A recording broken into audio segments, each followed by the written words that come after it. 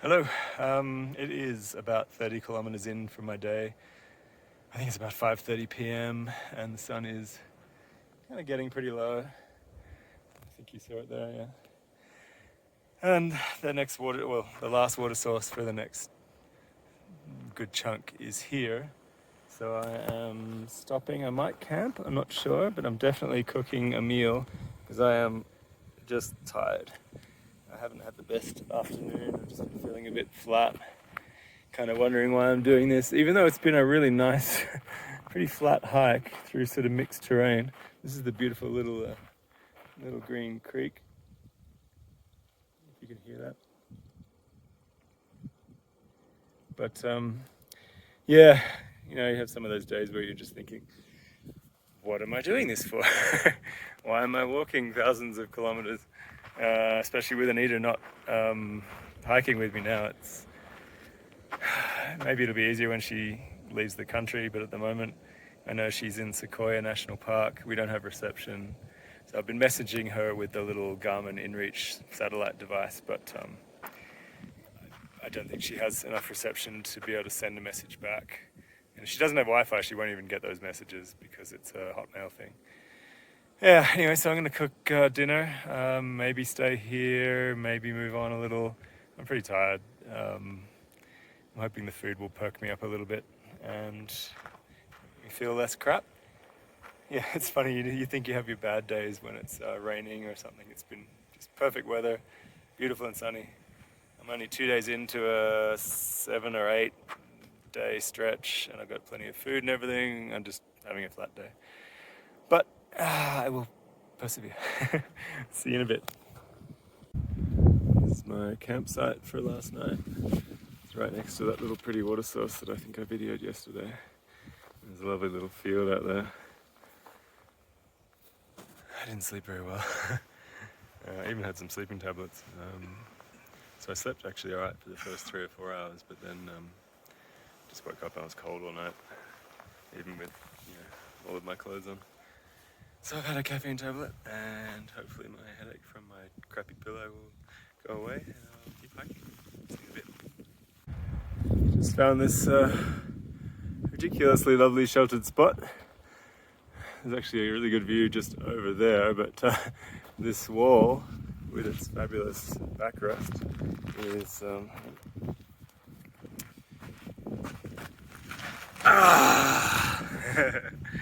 it's so cozy. So I'm gonna sort out my food for the day here. I'm trying not to eat in the morning still, so I'm just gonna stash it in pockets in my backpack. And probably keep walking. There's a lake, I think it's called Chicken Head Lake or something. I'm probably completely wrong. I think it's about 8 k's away. Probably walk to there from here. I only have to do 20 kilometers today. It's a bit weird now because if I want to do Mount Whitney, which I might not do because there is crazy high wind and negative temperatures predicted. But if I do want to do Whitney, I have to stagger the next 2 days to either do one 40-kilometer day to get to the base of Whitney or 2 20-kilometer days. And I have the food and the time before meeting Anita in 8 days, well, 8 days from the start. So I will show you some view while I'm talking.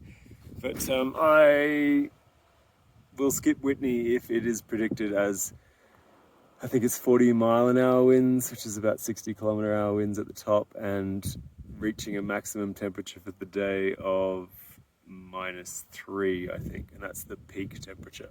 So most people summit Whitney in the morning, and it's getting down to, I think, about -15. So I won't be doing Whitney if that's the case. I was cold last night and it didn't even get quite to freezing. So I'll decide a bit later at the lake how far I'm going to go today, but probably just do the 20 k's today. The last 2 30k days have been pretty grueling. Not even that steep. There was a 700 or 800 meter elevation in the first day, but I don't know, maybe it's being over 3,000 meters and having that time off that's hammering me a bit. But I'll see how I go. This is my first little water source for the day. It's very cute, just a little runoff across the trail, but I like this too. Nice ice on the trail. We're at pretty high elevation still, so I'm just gonna filter some water here in this lovely little spot and then continue on. Hey little guy, you're pretty adorable. They make you no harm.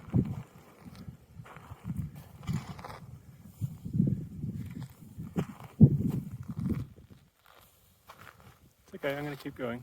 You can do your thing.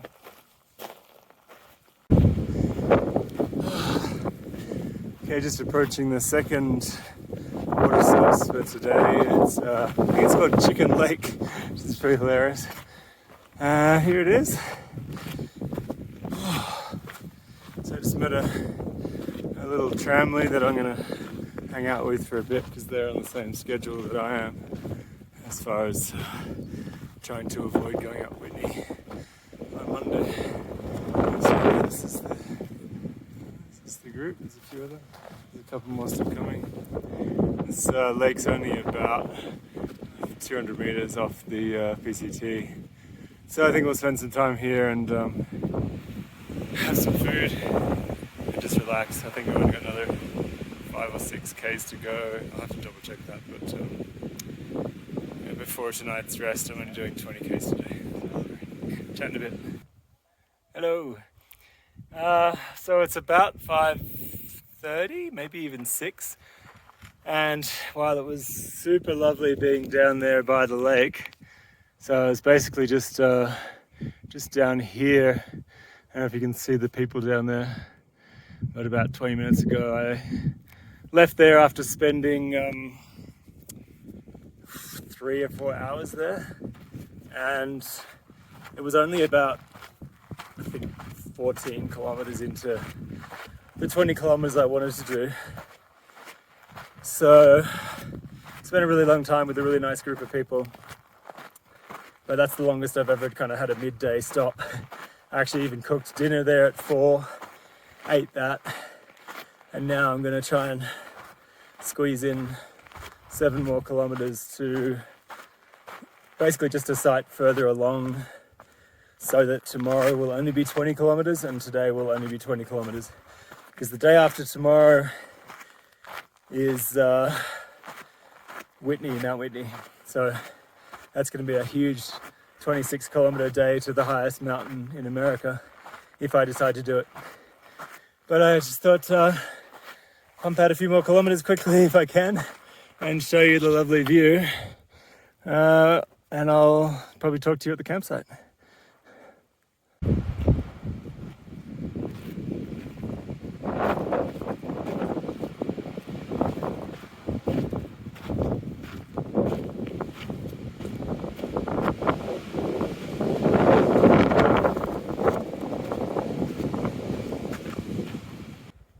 Just coming down into a beautiful little meadow. Just beyond that tree line there's a proper grassy meadow where I may be camping tonight. I'm not totally sure yet, but loving all these trees. It's really stunning. I may have alluded to this in past bits of video, or certainly in the future, but it really has me thinking about just doing the best sections of this hike and not the whole thing. But I'll talk about that more later. So I reached my campsite, I think, for tonight. It's a beautiful little meadow. I'll do a quick pan around. Hopefully the sun doesn't wash it out too much. It's still at about 3,000 feet, 3 meters, 3,500. But this is my little spot. And I thought I'd quickly tell you why I choose some spots. So I really like to have full sun on the tent for as long as possible. Most of my reasoning is because I get cold. And also, as the sun's going to come up sort of over there, I like to have a pretty good view of the horizon through the trees, so I get the sun on the tent as early as possible in the morning, not to wake me up, just to warm me up. I put this hoodie or whatever pulled over my head. Happy to sleep in until 8. Never happens, but yeah, that's basically why where I camp. I do pay a lot of attention to where the sun goes down and where it comes up. I try to, and try and pick a spot that's sheltered in amongst trees if I can, so they take up a bit of the condensation. That won't be a problem in the Sierras because it's so cold and a bit windy that just blows any condensation out. So yeah, I'm going to pitch the tent right here and do another bit of a video.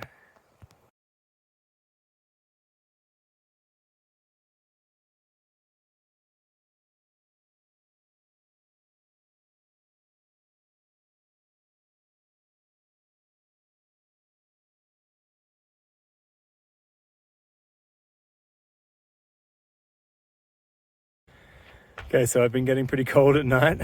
It's above 3,000 meters the whole time now, and it's freezing, literally. So I've lowered the tent. The beauty of these hiking pole tents is these vertical poles you can put to whatever height you want. And I always do this little section where I pull out the feet. But I've basically, I don't know if you saw previous videos where the tent was basically 6 or 7 inches off the ground at the sides of the vestibules. Now I've got it really like almost on the ground, and then with a bunch of logs and dug in with dirt. So I'm giving it the best chance not to be cold tonight. And this is my entrance on this side, so I've just got this one little gap. It should be plenty enough ventilation. That's how high it is, so it's still the proper sort of, it's probably almost 12 inches, maybe a foot high. But I'm going to jump in now and try not to freeze to death tonight because I've been very cold. Waking up, 4 in the morning, just cold. It's not so much fun. Hopefully this will work. I'll let you know in the morning. Just quickly before I retire to the tent for the night, just wanted to show you my bear hang for the night. So my bear barrel is here. I've got a tiny bit of excess food that actually wasn't very heavy. You see it just there, that bag. So I cast basically tie a bit of Dyneema line, this cord, around a rock, threw it up over there, got it in one shot, was pretty happy with that, and then went to pull the bear bag up, or the little food bag, but because it's so light, I actually ended up testing whether it would come down or not. That's really important. You can pull it up to that height, and if it doesn't come down, that's kind of annoying. So I just filled it with rocks until it was heavy enough to slide back and forth on that little that branch it's on. If you just see that. And then just tied it off. I actually just looped it around here, and it's just tied with tension. There's about 3 times it's around there, so that's not going anywhere. It's actually camming in here, it's wedging. And then the excess is just camming again over here just to be safe. And that's about it. It wants to be at least, I think, 12 feet off the ground and 6 feet away from a tree, so I'm pretty happy with that for the night. All right, bedtime. Okay, this is the tent from the inside. I'll have to bring that water bottle in because the filter will freeze and crack, but I will do that. So you can see the logs underneath there blocking out pretty much all of the wind, I hope. Very sheltered on that side. And I'll put my pack kind of up against there as well to block out a little bit more. And because Anita's not with me, I get to sleep diagonal in the tent. That's normal. I don't know if you're going to see me here. So yeah, that's me kind of just diagonal that way. Yeah, so this is me camping for the night. So I had a crazy idea, and it might involve me getting off the PCT. I spoke to a guy at the lake, a really nice guy, named, I think his trail name was Dusky. It's actually an Australian guy, but he was only able to get a 3-month visa to come in, and he was basically just doing the best bits of the PCT. And I just don't know why it didn't occur to me before, but he sort of mentioned that if he was able to get a 6-month visa, he would have done the best parts of all of the big through hikes in America, which is just a brilliant idea.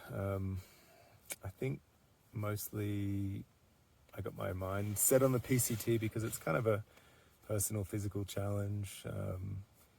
But after a month, 6 weeks, whatever I'm at, getting through the desert, getting through the Sierra now, and feeling fine, still doing 30k days, even in the mountains.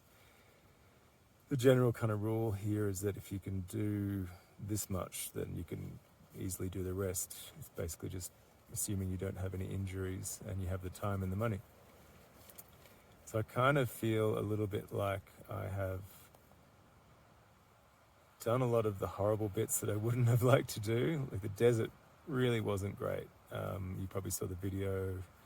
Generally, you only get the nice parts of the video, but really, it's just hot and hard and big long water carries, very heavy pack. Once Anita left, I was really happy in a way because it just got worse. Now that I'm in the Sierras, it's beautiful and there's a lot more beautiful sections. But even Northern California is apparently kind of known for being the worst part of the PCT as far as hot and big long water carries.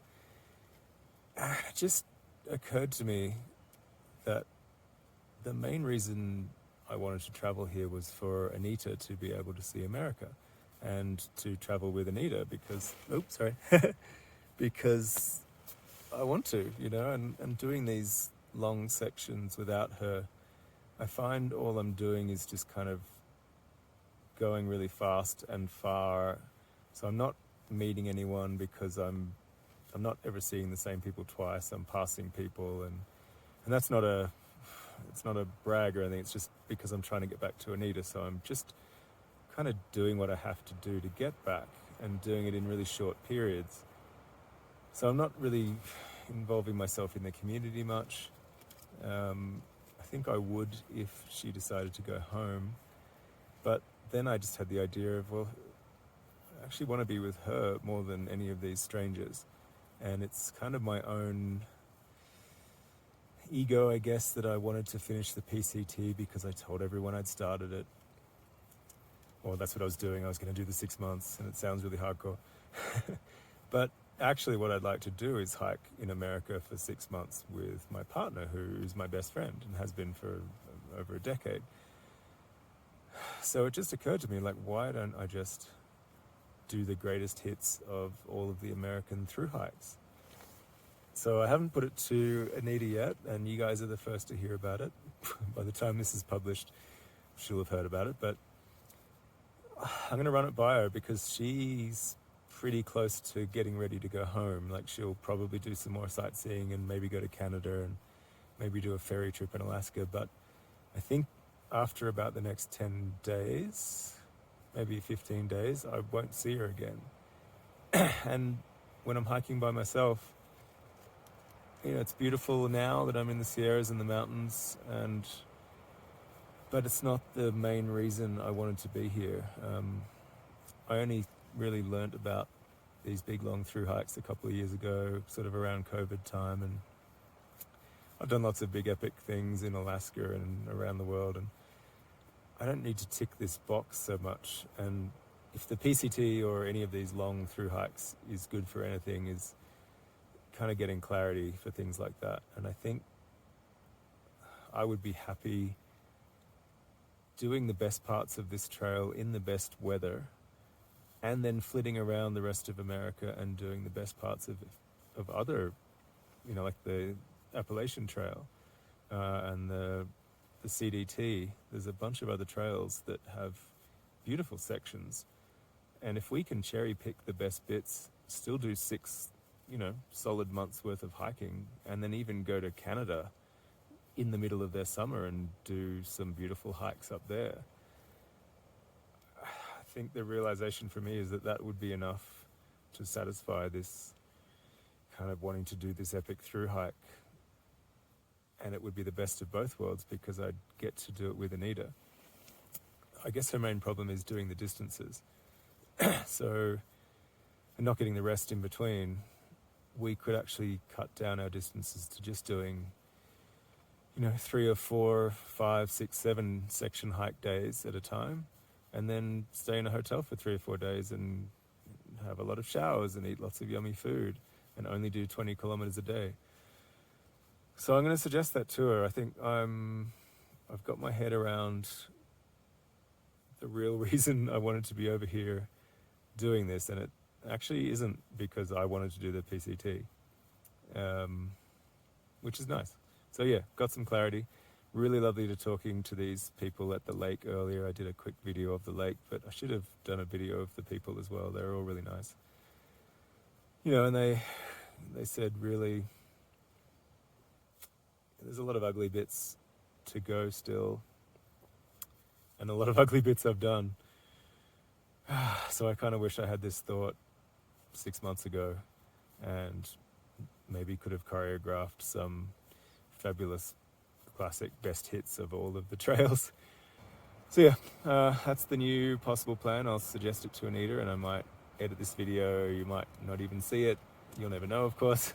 But if you do see it, I just thought I kind of wanted to put that out there, and it was really nice having that moment of, I guess, that epiphany on the trail that I don't need to do what I set out in my head, ego-wise, and that another plan that could be a bit more accommodating for Anita might be just as good, but actually, honestly, probably better, because I'd see all of the really good bits of all of the national parks around America rather than having to still tack together a lot of the hot or crappy or urban parts of this hike to come. All right, well, thanks for listening, and I'll chat to you later.